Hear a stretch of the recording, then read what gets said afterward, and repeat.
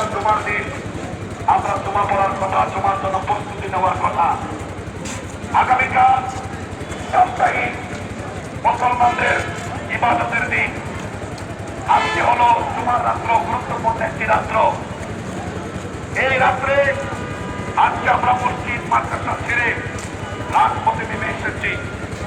আজকে আমরা আরামের ঘুম রাস্তা বন্ধ, এখানে আন্দোলন চলতেছে জামাত ইসলামের। রাস্তায় আগুন ধরা হয়েছে, পুরো রাস্তা বন্ধ। আজিমপুর উল্টা পাশে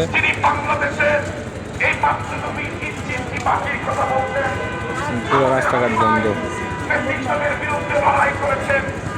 ইন্ডিয়া হিন্দুত্ববাদের বিরুদ্ধে বক্তব্য দিয়ে লড়াই করেছেন। আজকে আমাদের সেই হাদি ভাইকে